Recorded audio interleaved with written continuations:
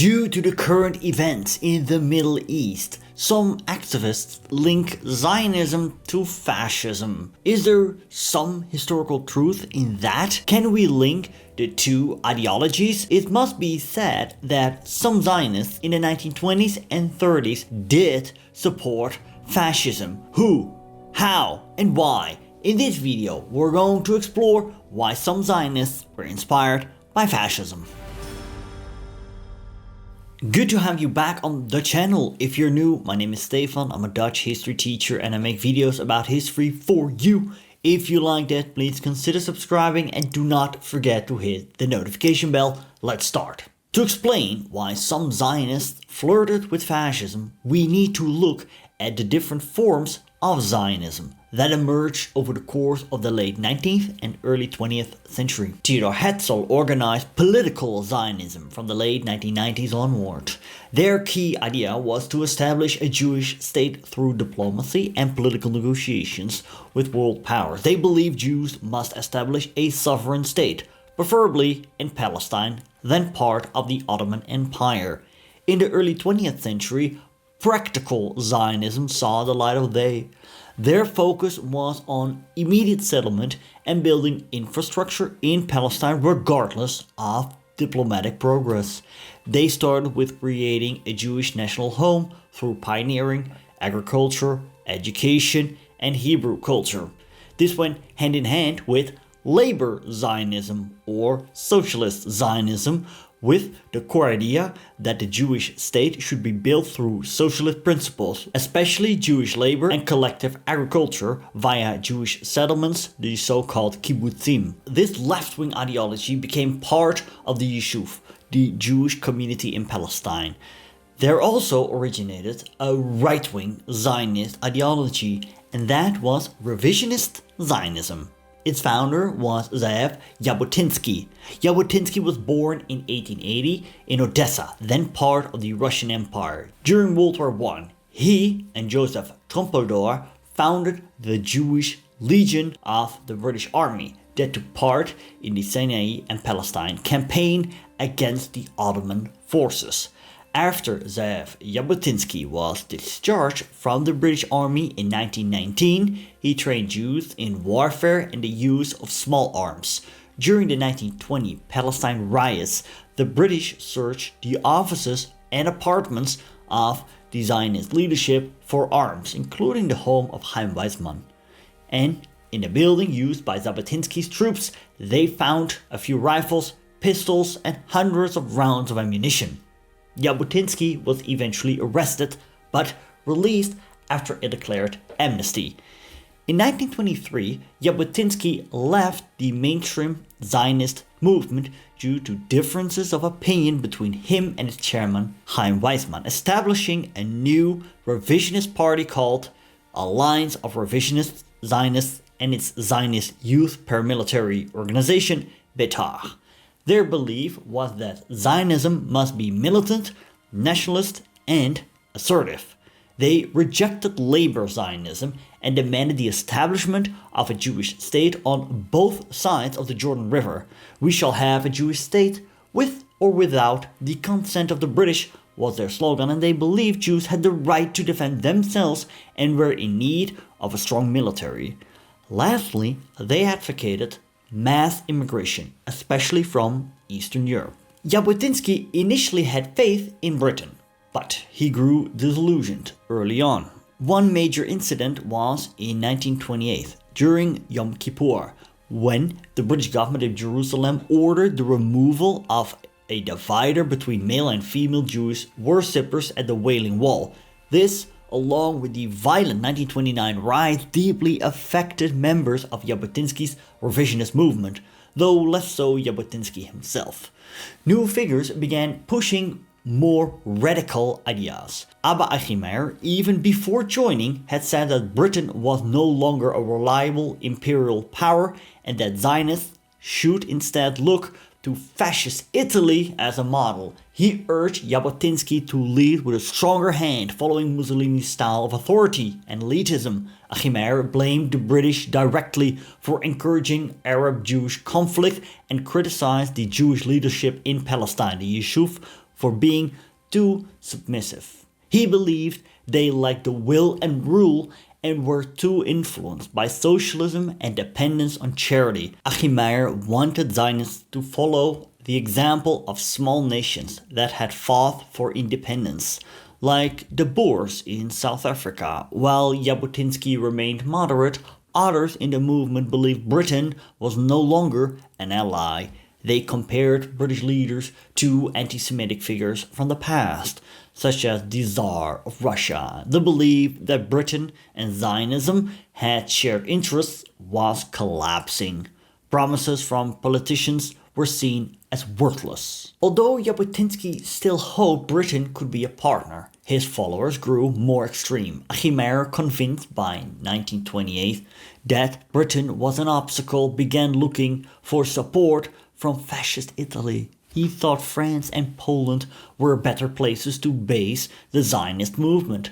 France had strategic interests in the region, and Poland had a large Jewish population. Achimair argued that Jews were not weak ghetto dwellers, but a strong people who deserved their own country.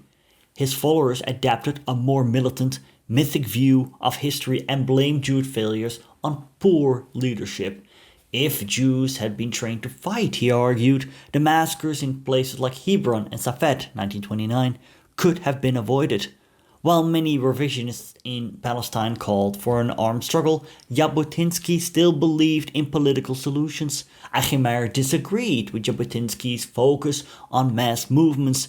He believed only a small dedicated group of youth activists could build a future Jewish state. In 1930, Jabotinsky distanced himself from fascism. Still, his followers in Palestine became increasingly radical. In October 1931, Beitar youth loyal to Achimair founded the League of Sikari, a group that aimed to take direct action against the British. At first, this group was more symbolic than practical. It held secret meetings, recruited members, and planned operations. Though it never carried out much, it laid the ideological foundation of later militant groups like the Irgun and the Stern Gang. I'll get to these groups later.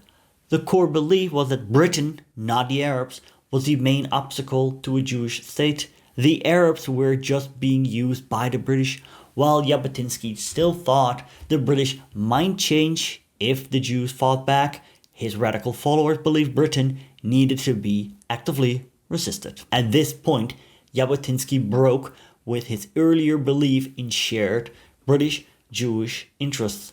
He began to think that other powers, not Britain, might support Zionism. He argued that only a Jewish state could firmly connect Palestine to Europe economically and politically.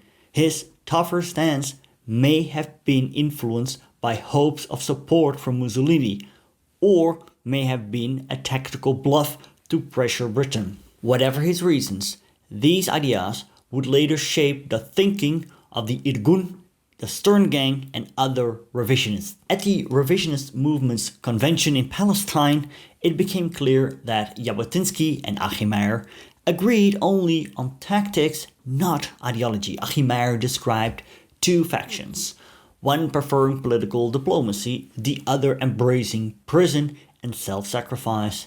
The latter, he claimed, was for a committed few, not the masses. Jabotinsky tried to combine the two, mass movements alongside acts of resistance, to show the world the injustice of British rule.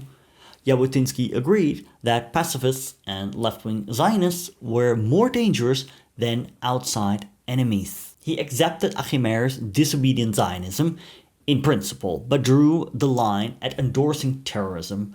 Achimair disagreed. Jabotinsky couldn't go that far. He emphasized that Beitar, the youth wing, was a legal organization with legal goals. It must not cross moral lines. He supported using different tactics, but not a parallel radical ideology. Jabotinsky saw the movement as a flexible organization, adapting tactics to circumstances, not bound to a rigid doctrine. Achimair and his followers were known as the revisionist maximalists and strived for the principle of totalitarianism to create a pure nationalism amongst Jews.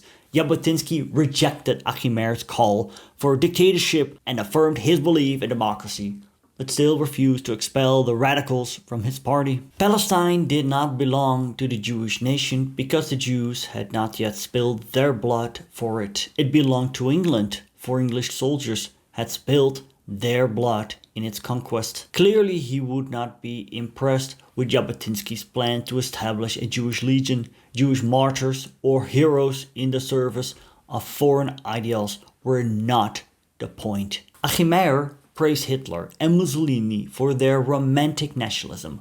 For him, Nazism confirmed that Jewish assimilation had failed and that Jews needed their own militant nationalism. Jabotinsky tried to warn them that Hitler's anti-Semitism was real and dangerous, but the maximalists didn't believe him. Some argued that Nazism wasn't barbaric, it was just nationalism. He thought German Jews would be economically ruined and expelled, but not physically harmed.